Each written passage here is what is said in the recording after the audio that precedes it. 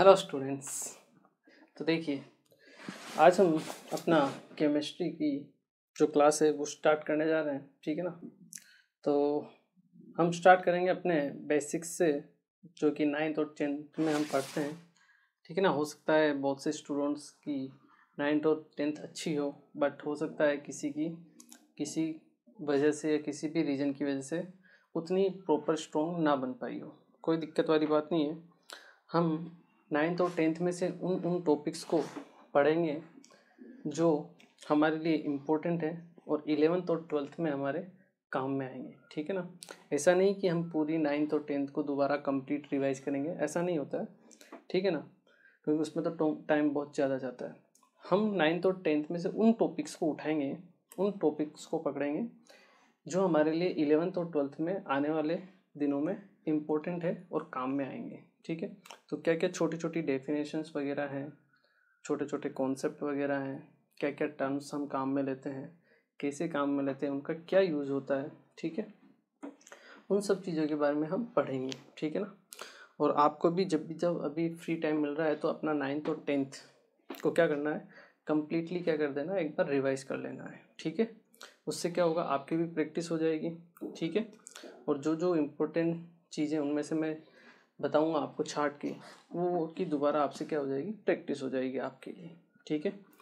तो देखिए, हम स्टार्ट करेंगे अपना बेसिक से ही, ठीक है। और बेसिक से ही स्टार्ट कर करके फिर हम 11th में एंटर करेंगे, ठीक है। तो केमिस्ट्री जो सब्जेक्ट है, लगता है स्टूडेंट्स को बहुत हार्ड सब्जेक्ट है और समझ में नहीं आने वाला सब्जेक्ट है, रटने वाला सब्जेक्ट है, ऐसा बिल्कुल भी नहीं है, ठीक है। केमिस्ट्री जो सब्जेक्ट है वो समझने वाला सब्जेक्ट है, ठीक है। अगर आप उसको रटने की कोशिश करोगे, फोर्सफुली याद रखने की कोशिश करोगे, तो डेफिनेटली आपके लिए वो बहुत ज़्यादा टफ बनता चला जाएगा। तो इसको कभी भी आपको रटने के हिसाब से नहीं सोचना है, ठीक है। होता है केमिस्ट्री में भी चीज़ें होती है, लेकिन 5 या 10% चीज़ें होती है जो आपको रटने के लिए होती है, ठीक है। बाकी 80 to 90% चीज़ें आपको समझने के लिए ही होती है, और उनको आप समझ के ही क्या कर सकते हो, क्वेश्चंस को सोल्व कर सकते हो। क्योंकि 9th और 10th में अभी आप पढ़ के आए हो, तो एक बुक होती है, उसमें कुछ क्वेश्चंस रहते हैं 10-20, उन्हीं क्वेश्चंस में से आपके एग्जाम में भी क्या आते हैं, क्वेश्चंस आते हैं, ठीक है। तो आपकी मेंटेलिटी वही है कि हाँ ये 20 क्वेश्चन है, इसमें से क्वेश्चन आएंगे और उन्हीं को हमको करना है। बट ऐसा अब 11th और 12th में नहीं चल पाता है, ठीक है। यहाँ पर कोई फिक्स सिलेबस नहीं होता है, मतलब सिलेबस फिक्स होता है, लेकिन वो बहुत फैला हुआ रहता है, क्वेश्चन कहीं से भी पूछा जा सकता है आपको। तो इसमें रटा हुआ काम नहीं आता, इसमें केवल और केवल समझा हुआ ही काम में आता है, ठीक है। इसमें कोई ऐसा फिक्स नहीं आता है कि हाँ ये 100 क्वेश्चन है, इसमें से आएंगे क्वेश्चन, ऐसा नहीं होता है। पर हाँ, समझा हुआ है आपको, आपने देखा हुआ है, क्वेश्चन किए हुए हैं, अच्छे से समझ के आपने किया है चीज़ों को, तो आप डेफिनेटली क्या कर सकते हो, किसी भी क्वेश्चन को सोल्व कर सकते हो, ठीक है। तो पहली तो मेरी एडवाइस यही रहेगी कि रटने की कोशिश बिल्कुल मत करना, जितना हो सके समझने की कोशिश करना। आराम से धीरे धीरे, 2 साल का टाइम है, बहुत लंबा टाइम है। चीज़ें अपने आप बहुत सी बार रिपीट होगी, आपकी एक ही चीज़ 2-2 3-3 बार रिपीट होती रहती है केमिस्ट्री में, तो वो अपने आप आपको याद होती चली जाएगी, ठीक है। बस आपको टर्म समझ लेना है अच्छे तरीके से, और कुछ भी नहीं है, ठीक है। बाकी केमिस्ट्री सब्जेक्ट बहुत ईजी है, और आई होप आप लोगों को अच्छी लगेगी, क्योंकि स्कोरिंग सब्जेक्ट यही होता है, ठीक है। तो चलिए, केमिस्ट्री की अगर हम बात करें तो साइंस क्या होती है, देखिए साइंस की अगर हम बात करें तो साइंस जो होती है, नेचर और ह्यूमंस के बीच में क्या होता है, एक ब्रिज की तरह वर्क करता है। साइंस के ज़रिए हम नेचर को आइडेंटिफाई कर पाते हैं कि नेचर क्या है, कैसे वो वर्क करता है, ठीक है, उसकी क्या क्या कैरेक्टरिस्टिक्स है, क्या क्या प्रॉपर्टीज़ है, किन चीज़ों का हम नेचर से यूज़ कर सकते हैं, ठीक है। तो वो सब चीज़ें क्या है, साइंस के अंदर आती हैं, ठीक है। साइंस की भी अलग अलग ब्रांचेज होती है, कोई फिजिक्स जो आप पढ़ते हो वो भी साइंस की एक ब्रांच है, केमिस्ट्री है, ठीक है, बायोलॉजी है। हर अलग तरीके से क्या है, इसको डिवाइड किया गया है साइंस को डिफरेंट डिफरेंट पार्ट में, ठीक है। उसी तरह से आपकी केमिस्ट्री है। केमिस्ट्री में हम क्या पढ़ते हैं, केमिस्ट्री में हम जनरली पढ़ते हैं मॉलिक्यूल्स के बारे में। मॉलिक्यूल्स क्या हो गए, उनकी प्रॉपर्टीज़ क्या होती है, उनका ट्रांसफॉर्मेशन, एक मॉलिक्यूल का दूसरे मॉलिक्यूल में कन्वर्जन, मतलब एक प्रोडक्ट का दूसरे प्रोडक्ट में बनना, ठीक है। तो इन्हीं सब चीज़ों के बारे में हम पढ़ते हैं किसके अंदर, केमिस्ट्री के अंदर, ठीक है। केमिस्ट्री का यूज़ अगर हम देखें, यूज केस, तो केमिस्ट्री वाइड है, बहुत ज़्यादा फैली हुई है, ठीक है। आप सुबह उठते हो, ब्रश करते हो, पेस्ट करते हो, तो जो पेस्ट है उसमें जो केमिकल भरा हुआ है वो भी तो केमिकल कंपोजिशन ही है, एक तरह से वो केमिस्ट्री से रिलेटेड है, क्योंकि उसमें जो मॉलिक्यूल्स काम में आ रहे हैं वो केमिस्ट्री के थ्रू ही आपने पता किए हैं, कौन सा हमारे लिए उपयोगी है, कौन सा इम्पोर्टेंट है, कौन सा इम्पोर्टेंट नहीं है। आप चाय पीते हो, दिस इज़ आल्सो मिक्सचर है वो अलग अलग कंपोनेंट का, उसमें भी केमिस्ट्री आपकी इन्वॉल्व होती है, ठीक है। आप पेट्रोल यूज़ करते हो गाड़ियों वगैरह में, तो वो क्या है, हाइड्रोकार्बन है, और हाइड्रोकार्बन किसके अंदर आते हैं, केमिस्ट्री के अंदर आते हैं, ठीक है। कार्बन से बना हुआ रहता है आपका पेट्रोल, ठीक है। तो आप सुबह से लेके रात को सोने तक जितने भी चीज़ें करते हो, आप आसपास जो भी चीज़ें हैं आपके, उन सब में केमिस्ट्री का क्या है, बहुत ज़्यादा इम्पोर्टेंट रोल होता है, ठीक है। जैसे मार्कर है, मार्कर से हम यहाँ लिखते हैं, चलो, तो ये जो इंक है ये भी क्या है, केमिकल कंपोजिशन ही है, ठीक है।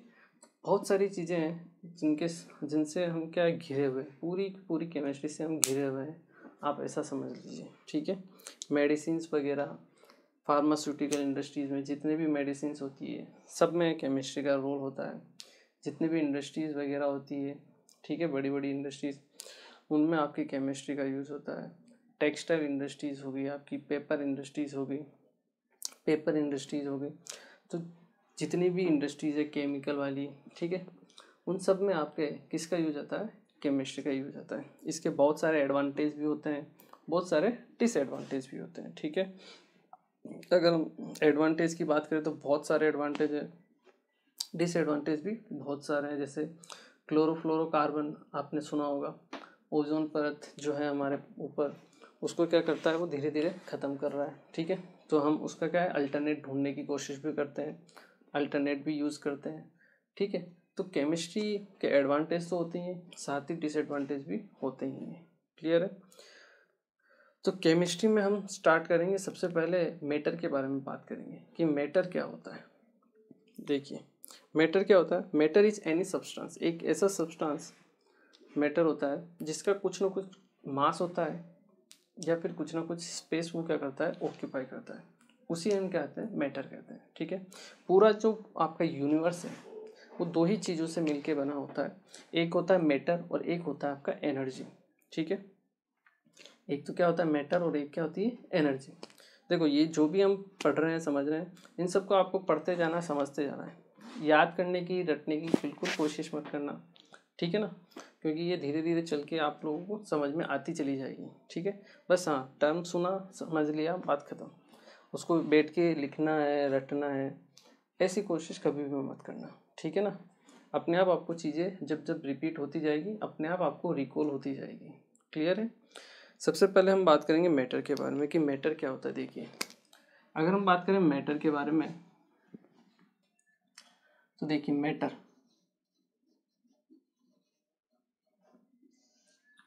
तो देखिए हम कोई टॉपिक वाइज या क्लास वाइज स्टार्ट नहीं करेंगे, अपना जो भी बेसिक है कि भाई 9th है 10th है, ऐसा कुछ नहीं है। बेसिक्स हम पढ़ रहे हैं और बेसिक्स में आपके कंप्लीट हम एक साथ लेंगे, टॉपिक्स सारे के सारे कवर करेंगे, जितने दिन तक हम कवर कर सकते हैं उतने दिन तक हम कवर करेंगे। ऐसा कोई चैप्टर का नाम नहीं है कि हाँ भाई ये इस चैप्टर का पार्ट है, ये इस चैप्टर का पार्ट है, या ये इस क्लास का पार्ट है, ऐसा नहीं है बिल्कुल भी, ठीक है।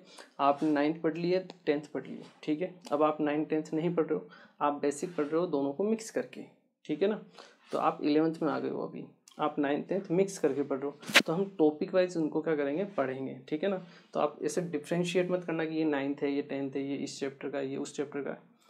टर्मिनोलॉजी, टॉपिक का नाम लिखा और बढ़ते हुए जाना है आपको, ठीक है ना। चलिए, तो मैटर के बारे में बात करें तो हम कह सकते हैं कि एनी सब्सटेंस और anything which have some mass and occupy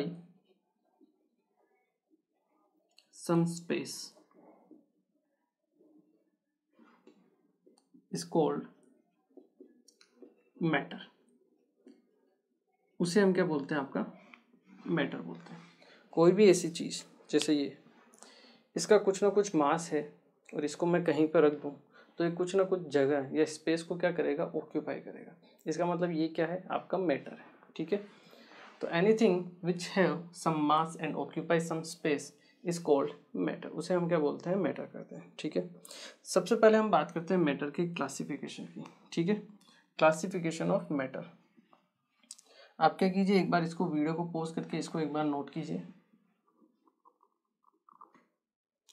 किया आप लोगों ने? चलिए, अगर हम बात करें क्लासिफिकेशन ऑफ मैटर,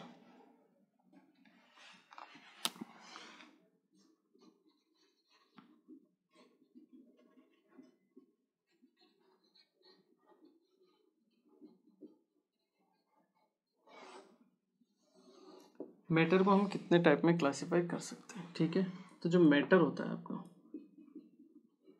मेनली दो पार्ट में हम क्या करते हैं, इसको क्लासिफाई करते हैं बेस्ड ऑन फिजिकल प्रॉपर्टीज और बेस्ड ऑन केमिकल प्रॉपर्टीज। ठीक है, तो हम इसको टू टाइप्स में क्या करते हैं, क्लासिफाई करते हैं। फर्स्ट वन आता है that is based on physical state and second one is based on chemical characteristics.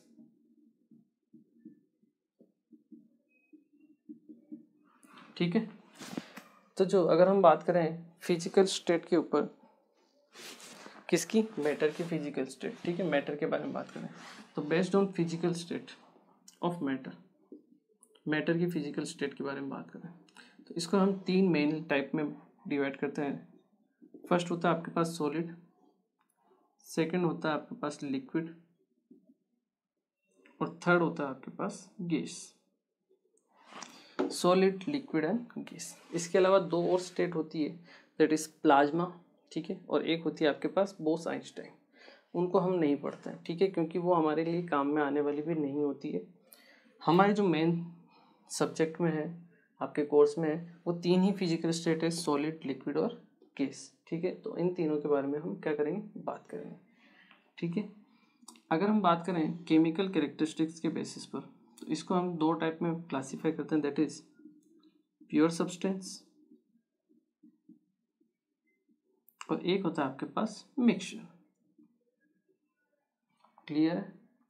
जो प्योर सब्सटेंस होता है इसको भी हम दो टाइप में क्लासीफाई करते हैं दैट इज एलिमेंट और एक होता है आपके पास कंपाउंड। ठीक है, मिक्सचर जो होता है इसे भी हम क्या करते हैं, दो टाइप में क्लासीफाई करते हैं। एक होता है आपके पास होमोजीनियस मिक्सचर, होमोजीनियस मिक्सचर और एक होता है आपके पास हेट्रोजीनियस मिक्सचर,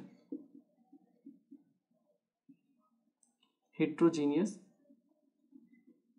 मिक्सचर। ठीक है, एक होता है होमोजीनियस मिक्सचर और एक होता है आपके पास हेट्रोजीनियस मिक्सचर। क्लियर है? तो ये आपका क्लासिफिकेशन है किसका, मैटर का। मैटर क्या होता है, एनीथिंग और any substance which have some space and occupy having some mass and occupy some space, जिसका कुछ ना कुछ मास होता है और जो कुछ ना कुछ जगह को ऑक्यूपाई करता है, उसे हम क्या बोलते हैं, आपका मैटर बोलते हैं। ठीक है, चलिए, तो इसको एक बार आप क्या कीजिए, वीडियो को पॉज करके नोट कर लीजिए, फिर हम एक एक करके इन सब के बारे में बात करते हैं।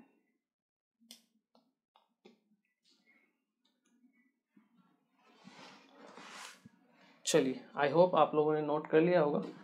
सबसे पहले हम बात करेंगे based on physical state of matter. Matter की कौन कौन सी स्टेट होती है, उनके बेसिस पर हम क्या करते हैं, क्लासिफिकेशन करते हैं।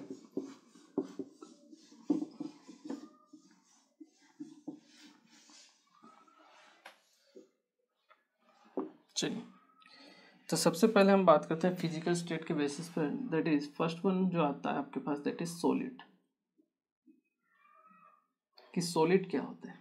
ठीक है, आप लोगों को पता ही होगा, आप लोगों ने पढ़ा ही होगा कि सॉलिड्स क्या होते हैं। ठीक है, जैसे ये क्यूब है आपके पास,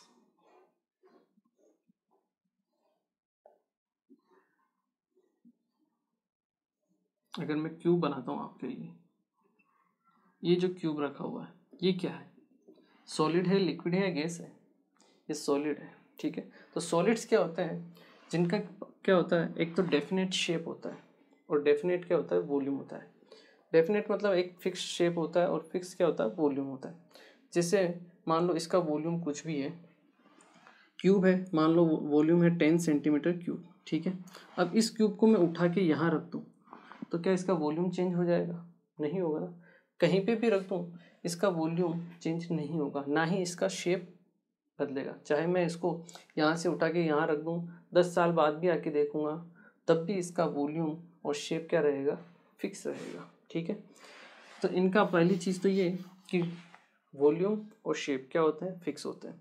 इसका रीज़न क्या है, इसका रीज़न ये है कि इनके जो एटम्स होते हैं बीच में, क्योंकि मैटर जो होते हैं सब किन किन से बने होते हैं, उनके बीच में छोटे छोटे एटम्स होते हैं, इतना तो आपको पता ही होगा, ठीक है ना। तो जो वो उनके बीच में जो एटम्स या मॉलिक्यूल्स जो होते हैं वो एक दूसरे को अपनी तरफ क्या करते हैं, अट्रैक्ट करते हैं, ठीक है। उनके बीच में जो इंटरमोलिकुलर फोर्स होता है, मॉलिक्यूल्स के बीच में आपस में जो फोर्स होता है वो स्ट्रॉन्ग होता है, और वो स्ट्रॉन्ग होने की वजह से एक एटम दूसरे एटम से क्या है, जुड़ा हुआ रहता है, दूर नहीं जाता है, जुड़ा हुआ रहता है। इसलिए उनका जो शेप होता है वो क्या होता है, फिक्स होता है, क्योंकि एक मॉलिक्यूल जैसे ही दूर जाने की कोशिश करता है दूसरा मॉलिक्यूल उसको अपनी तरफ फिर से क्या कर लेता है, खींच लेता है, ठीक है। क्योंकि उनके बीच में क्या अट्रैक्शन फोर्स एग्जिस्ट कर रहे हैं, इसलिए वो हमेशा एक ही पोजीशन पर क्या करते हैं, रहते हैं, ठीक है।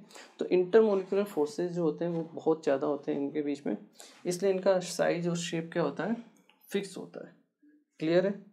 तो अगर हम सॉलिड्स के बारे में बात करें तो हम कह सकते हैं solids have definite shape and definite volume.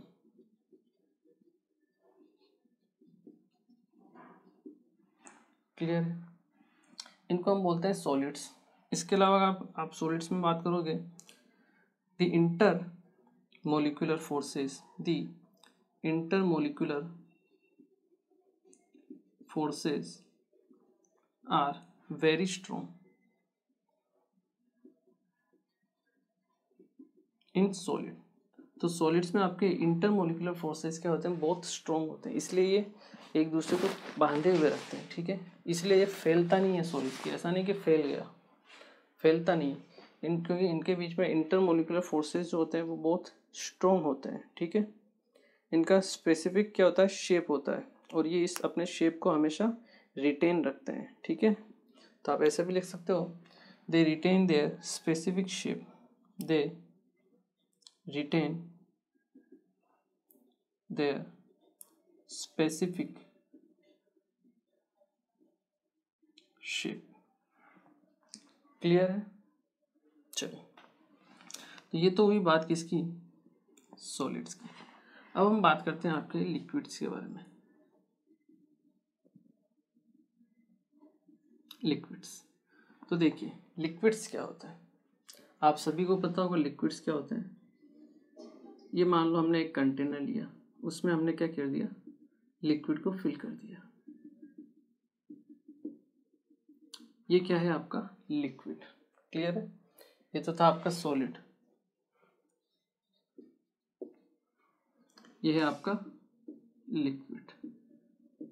तो देखिए अगर हम लिक्विड के केस में बात करें तो लिक्विड का जो वॉल्यूम होता है वो तो फिक्स होता है, लेकिन इनका जो शेप होता है वो फिक्स नहीं होता है। जैसे यही मान लो इसमें लिक्विड है आपका कितना, 500 ml। क्लियर है, 500 ml यहाँ पे लिक्विड है। अब इसी लिक्विड को मैं क्या करता हूँ, एक दूसरे शेप की ट्यूब में भर देता हूँ, यहाँ तक आ जाएगा,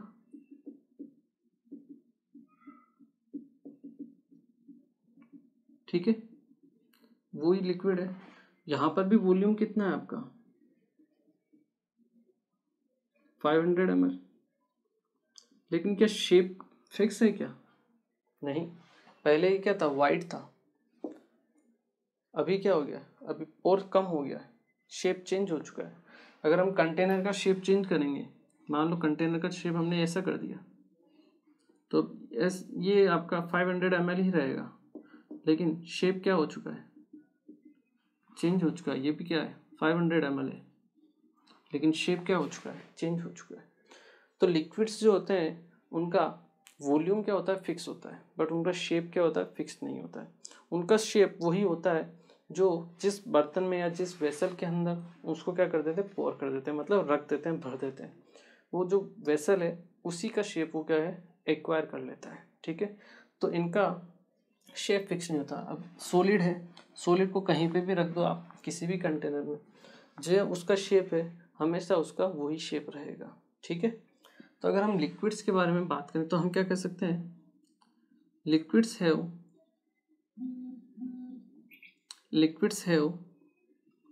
डेफिनेट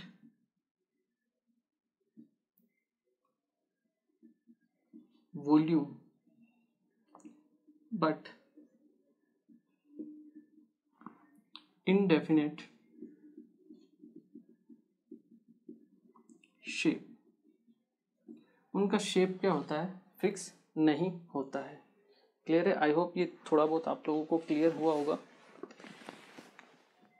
इसके अलावा अगर हम बात करें लिक्विड्स के केस में, तो देखिए लिक्विड्स के केस में डेफिनेट वॉल्यूम होता है बट इनडेफिनेट शेप होता है। आप ऐसा भी लिख सकते हो, liquid occupy the shape of the container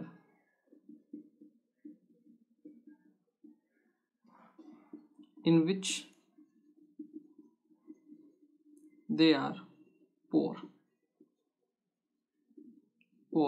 जिसमें वो भर दिए जाते हैं, फिल कर दिए जाते हैं, उसी का है वो शेप ले लेता है आपका। ठीक है, अगर हम बात करें इंटरमोलिकुलर फोर्सेस के बारे में, तो लिक्विड्स के केस में क्या होता है, इंटरमोलिकुलर फोर्सेस कम होते हैं, तभी तो आपके मॉलिक्यूल्स क्या है, फ्लो कर रहे हैं, मूव हो रहे हैं। क्लियर है? जबकि सॉलिड के केस में क्या था, मॉलिक्यूल्स मूव नहीं कर सकते थे, उस केस में कर रहे हैं, इसीलिए उनके बीच में जो इंटरमोलिकुलर फोर्सेस होता है वो क्या होता है आपका, सॉलिड्स के कंपैरिजन में कम होता है। ठीक है, दी इंटरमोलिकुलर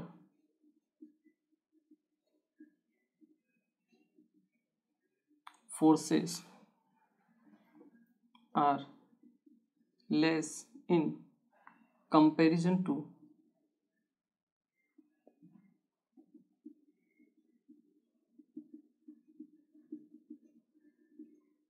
सॉलिड्स के कंपैरिजन में क्या होता है, इनमें इंटरमोलिकुलर फोर्सेस कम होते हैं। ठीक है, इसलिए ये क्या कर सकते हैं, मूव कर सकते हैं। ठीक है, और इनका कोई स्पेसिफिक शेप नहीं होता है। क्लियर है? जिस उसमें डालते हैं वेसल में या कंटेनर में, उसी के शेप को क्या कर लेते हैं, ये ऑक्यूपाई कर लेते हैं। क्लियर है? चलिए एक बार आप क्या कीजिए, वीडियो को पॉज कीजिए और सॉलिड्स और लिक्विड्स के बारे में नोट कीजिए, फिर हम बात करते हैं गैस के बारे में। क्लियर है? चलिए नेक्स्ट हम बात करते हैं गैस के बारे में।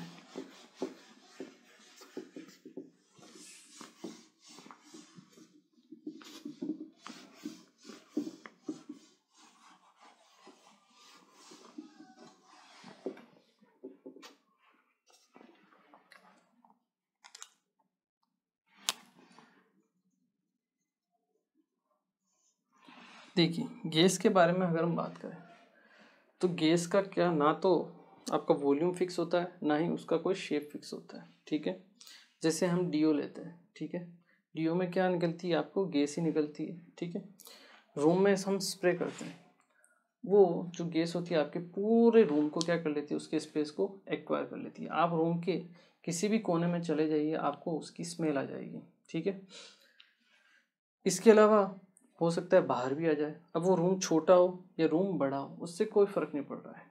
ठीक है, जितना स्पेस गैस को मिलता जाएगा वो उतने पूरे स्पेस को क्या कर लेगी, वो एक्वायर कर लेगी। ठीक है, वही गैस आपके बोतल में थी और वही गैस आपके पूरे रूम के वॉल्यूम को क्या कर रही है, ऑक्यूपाई भी कर रही है। ठीक है, तो कहने का मतलब ये है कि वॉल्यूम जो होता है आपके गैस का वो फिक्स नहीं होता है, ठीक है, वो कम ज़्यादा हम कर सकते हैं, ठीक है।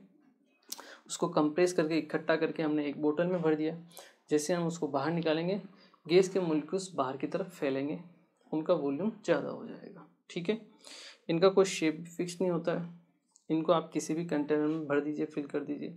जिस कंटेनर में भरेंगे उसी का क्या ले लेती हैं, ये शेप भी ले लेती हैं, ठीक है। और अगर हम बात करें गैस के मॉलिक्यूल्स दूर दूर जा रहे हैं, इसका मतलब उनके जो मॉलिक्यूल्स हैं उनके बीच में अट्रैक्शन फोर्स क्या होगा, बहुत कम होगा, तभी तो वो क्या है दूर दूर भाग रहे हैं, ठीक है। तो ये कुछ प्रॉपर्टीज़ हैं गैस के बारे में जो आपको ध्यान रखनी है। जैसे मैं किसी कंटेनर के बारे में आपको बताऊं, ठीक है। इसमें हमने गैस को फिल कर दिया, तो जैसे आप गैस को फिल करोगे वो ऐसा नहीं कि लिक्विड जो होता था वो तो आपके नीचे की तरफ इकट्ठा हो जाता था, लेकिन जो गैस रहेगी वो पूरे के पूरे आपके कंटेनर में क्या रहेगी, फिल रहेगी, ठीक है। ऐसा नहीं कि गैस नीचे की तरफ रहेगी ऊपर की तरफ नहीं रहेगी, उसको तो जितना स्पेस मिलेगा उतने स्पेस को वो क्या कर लेगी, ऑक्यूपाई कर लेगी। इसी गैस को आप इस बॉक्स के अंदर भी रख सकते हो,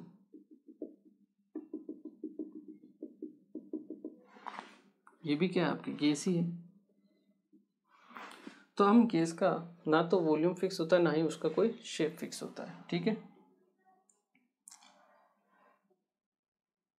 gases do not have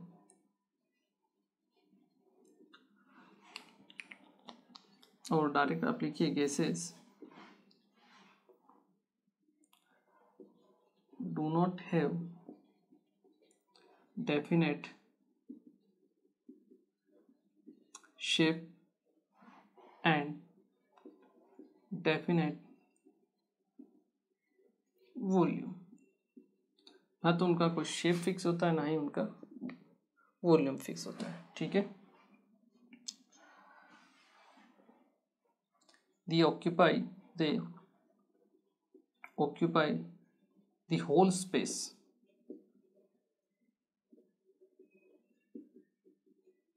of the container in which they are poured or they are filled।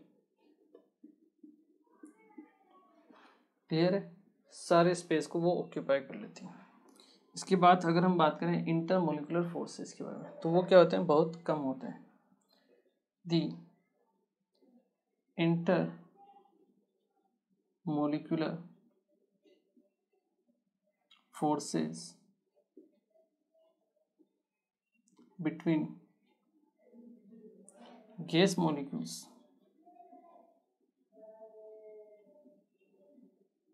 is very less. उनके बीच में कोई फोर्स ऑफ अट्रैक्शन नहीं हो पाता है, ठीक है, इसलिए वो क्या है दूर दूर बिखरे हुए रहते हैं। क्लियर है, चलिए। तो ये है कुछ इम्पोर्टेंट चीज़ें किसकी, सॉलिड्स की, लिक्विड्स की और गैस की। इसे आप क्या कीजिए, एक बार वीडियो को पॉज करके नोट कीजिए। ओके, चलिए आज के लेक्चर को हम यहीं फिनिश करेंगे, ठीक है ना। और आज हम धीरे धीरे स्टार्ट करेंगे, अभी कोई जल्दबाजी नहीं है, अपने पास बहुत टाइम है। 11-12 बहुत लंबा टाइम होता है, आराम से हम कोर्स करेंगे, धीरे धीरे समझ के करेंगे आराम से, ठीक है ना, कोई दिक्कत वाली बात नहीं है। तो जितना आप लोगों ने हो सकता है आप लोगों ने पढ़ा हुआ हो, कोई दिक्कत वाली बात नहीं, फिर से पढ़िए, रिवाइज कीजिए, ठीक है। और जिसने नहीं पढ़ा है आज पढ़ लिया है, अब उसको आप रिवाइज कीजिए। क्लियर है, नेक्स्ट लेक्चर में हम यहीं से आगे स्टार्ट करेंगे, मेल्टिंग के बारे में बात करेंगे, बॉइलिंग के बारे में बात करेंगे, वेपोराइजेशन के बारे में बात करेंगे, ठीक है। तो वो सब चीज़ें के बारे में हम पढ़ेंगे अपने नेक्स्ट लेक्चर में, ठीक है। तो मिलते हैं फिर next lecture. Thank you very much.